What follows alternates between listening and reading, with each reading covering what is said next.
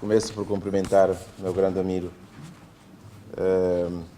Luís Mira da Silva, que coordena a plataforma SCAN e que teve a iniciativa deste workshop. Cumprimentar também o moderador, que ele já nos denunciou, já disse que somos amigos muito próximos e está tudo entre amigos, com os restantes colegas de painel. E talvez por isso é que eles me colocaram a falar primeiro neste painel. Eu achei um pouco suspeito, porque o meu papel é mais de facilitador. Eu ficava bem no papel de moderador, mas não quero tirar o lugar. Então, o meu papel é mais de facilitador, representando a Organização das Nações Unidas para a Agricultura e Alimentação, que, como sabe, tem um grande interesse para que iniciativas deste género avancem e produzam frutos. E, na realidade, nós tivemos um bom começo. O painel desta manhã foi uma surpresa agradável, foi um painel muito rico, muito aberto e um painel que mostra que nós estamos preparados para avançar. Há este espírito e a vontade, não chamo vontade política, mas vontade de fazer coisas de todos os atores. Vimos aqui que os representantes dos governos, digamos assim, estão representando embaixadas, entidades públicas, que mostraram essa vontade de dialogar e de construir parcerias concretas e parcerias muito sólidas. E dentro dos países falantes da língua portuguesa, nós já demos alguns passos. O primeiro passo é um passo que foi dado há centenas de anos, que é o passo de termos uma mesma língua. Portanto, a história deu-nos uma língua comum, é uma boa plataforma, deu-nos uma organização, que depois fará aqui a sua apresentação, que é a CPLP, que nos dá uma plataforma já institucional mais concreta para começarmos a coordenar algumas ações e dando-nos, portanto, uma estratégia também de segurança alimentar e nutricional, que provavelmente o Dr. Lapão falará um pouco mais disso. E tudo isto nos conduz para um caminho. E nós sabemos, e uma das minhas observações relativamente à estratégia de segurança alimentar e nutricional, que é uma estratégia que foi desenhada também com a participação e colaboração da FAO, é que ela começou a dar os seus primeiros passos, mas estamos nesta fase a trabalhar mais a nível de melhorar a governança, mecanismo de coordenação e colaboração. É preciso começarmos a avançar e pôr a mão na massa. É preciso que esta estratégia comece a afetar positivamente, naturalmente, a economia, a produção de riqueza, naturalmente de produtos agrícolas e alimentares e todo este sistema. Portanto, a abordagem tem que ser também sistémica, é como sistema alimentar. A FAO tem vindo a insistir muito que os sistemas alimentares, ou agroalimentares, como alguns preferem dizer, deve ser a forma de abordarmos esta temática, mais integrada, abordando não apenas a cadeia de valor, portanto, dos alimentos e todos outros produtos agrícolas, mas também todos os elementos e fatores que afetam e influenciam o contexto social, o contexto político, os desafios ambientais. Tudo isso são elementos fundamentais da nossa abordagem. E é por isso que cada um dos atores, portanto, em todos esses elementos do sistema, devem ter responsabilidades muito específicas. Mas quando a gente fala de responsabilidades, é importante que tenhamos sempre uma liderança. E quem é que deve assumir a liderança? Esta é a grande questão. E é um dos desafios que eu coloco.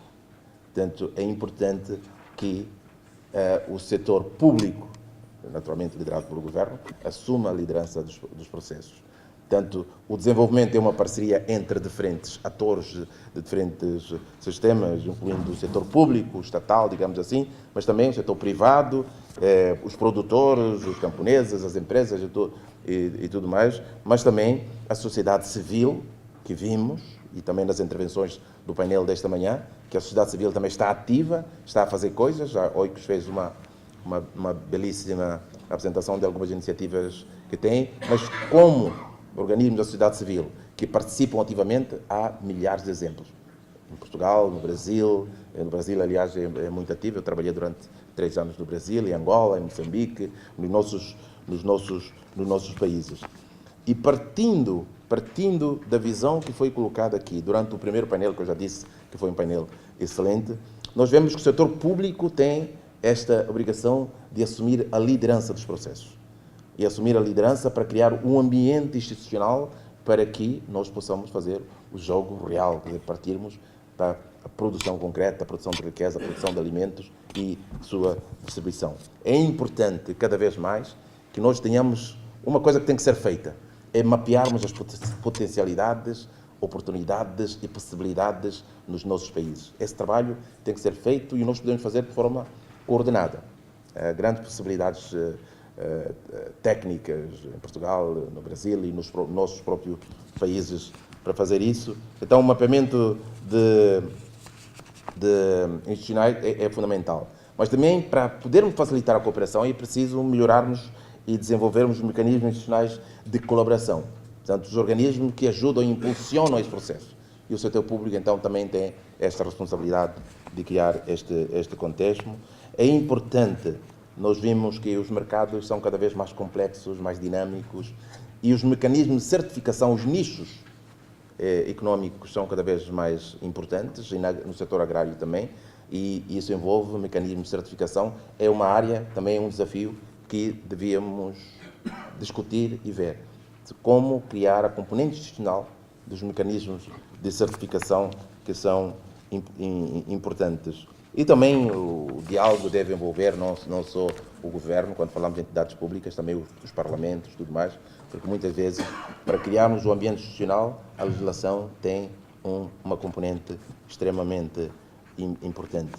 Portanto, nos nossos países, que, como dissemos, são países que têm realidades agroecológicas diferentes, mas estados de desenvolvimento também diferentes, temos alguns em situação muito mais envolvida que outros, e outros a dar os primeiros passos. É importante que nós possamos criar mecanismos que facilitem essa cooperação. E um dos campos é a clarificação e a regulamentação do uso e apropriamento de terra. Eu falo isso como moçambicano e como um cidadão que conhece a realidade. Portanto, para facilitar o desenvolvimento, não vai acontecer sem investimento e sem uma lei de terras, um ambiente de acesso à terra e à água, claro, não é possível avançar. O setor privado, ao investir, requer essas precondições. É importante fazer alguns investimentos públicos, por exemplo, em vias de acesso e também em sistemas de regadio públicos. Alguns, pela dimensão, têm que ser públicos, naturalmente que haverá outros mais privados. É preciso investir na investigação, e aí falamos da plataforma SCAN, que é uma rede de organismos que trabalham com a pesquisa, com a investigação, e a investigação tem o papel fundamental de produzir tecnologia e de facilitar também que ele chegue aos agricultores. Nós temos aquele fenómeno, muitas vezes, que aqueles que mais necessitam são sempre os últimos a adotar as melhores tecnologias, as mais modernas. E é por isso que o Estado tem responsabilidades de garantir que o conhecimento, a tecnologia, seja um bem público. Pelo menos haja uma base importante de tecnologia que seja considerado um bem público para que possa chegar aos mais necessitados. É importante trabalhar na formação. Aqui foi feita muita referência, e Angola e Moçambique, na apresentação, fizeram muita referência a isso, da necessidade de formação de quadros. É importante que tenhamos, portanto, em função das necessidades. Porque hoje, se formos, por exemplo, a Moçambique, vamos encontrar alguns quadros de nível superior e alguns até com mestrado que estão desempregados. Porquê? Porque eles não estão de passo acertados com o mercado. Portanto, é importante que nós, aquilo que talvez a doutora Filomena chamava de pessoas que sabem fazer, portanto, que estão orientados para aquilo que são as necessidades do mercado. Este é um grande. E o setor privado também tem a sua responsabilidade. A responsabilidade de avançar. Há processos também e mecanismos de liderança que são importantes. E nesse campo, o que eu gostaria de repisar porque muitas vezes nos esquecemos disso, é que quando falamos do setor agroalimentar, muitas vezes alguns setores ficam de fora da abordagem, portanto, mais visível, mais ostensiva. Temos a agricultura propriamente dita, que é importante e fundamental, mas também temos a pecuária, que foi aqui feita alguma referência. Eu, inclusive, também achei alguma piada a história de Angola, que havia um boi para cada cidadão. Eu gostava de saber qual é a relação hoje, se ainda é um para cada cidadão, ou 2 bois. Já passaram a 2 bois ou reduziu? Mas a pecuária também é extremamente importante e tem um papel a cumprir. E temos também a pesca e a aquacultura, que cada vez mais começa não apenas a ser uma fonte de rendimento para os operadores, mas também começa a ocupar mais, portanto, do ponto de vista percentual, a nossa dieta, portanto, como seres humanos. É importante e é uma fonte de proteína de valor inestimável. E depois a aquacultura, portanto, abre novos espaços, novas possibilidades e novas oportunidades.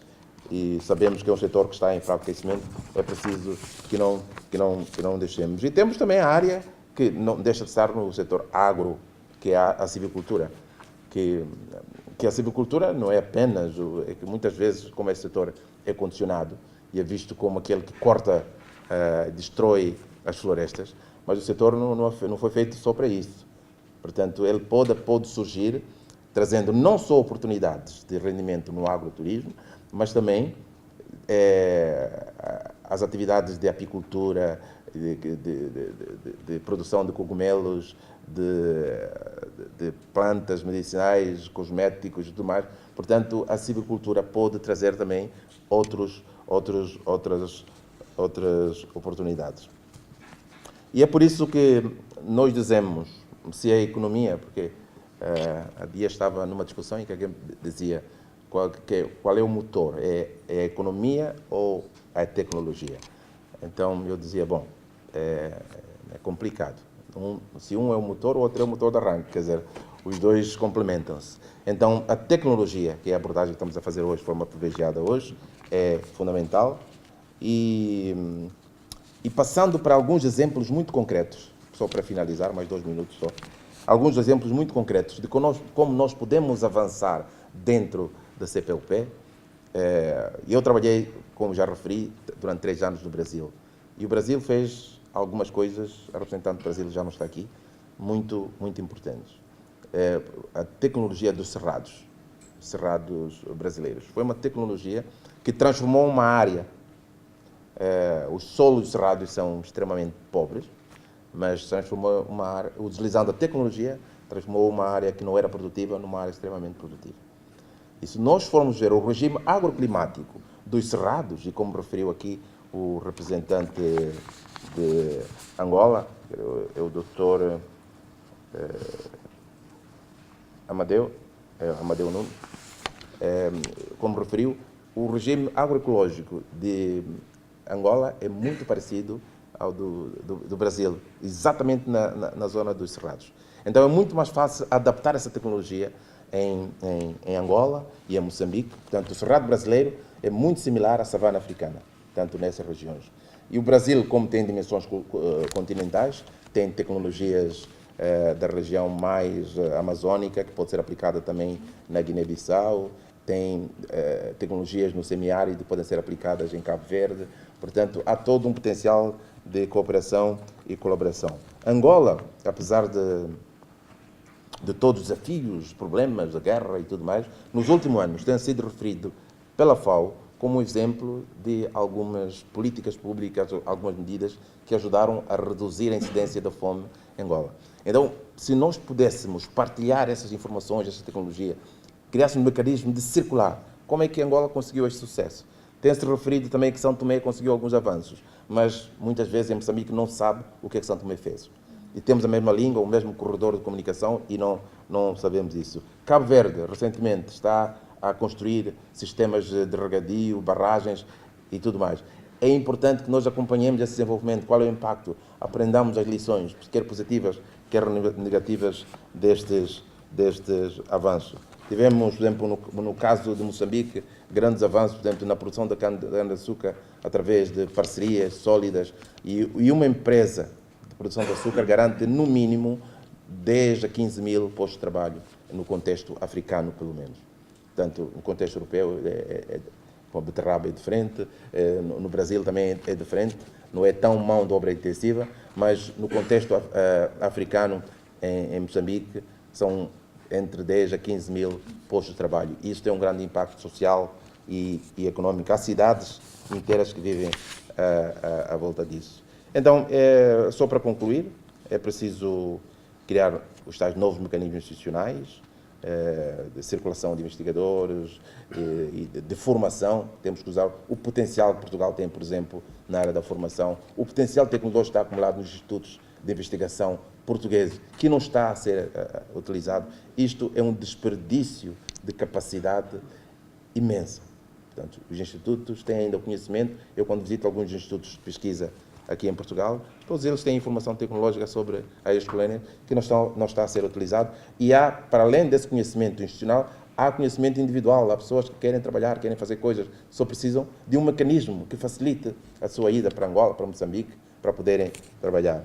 E também organizações empresariais. Portanto, os atores devem estar envolvidos e já falei aqui do mecanismo de facilitação e também crédito.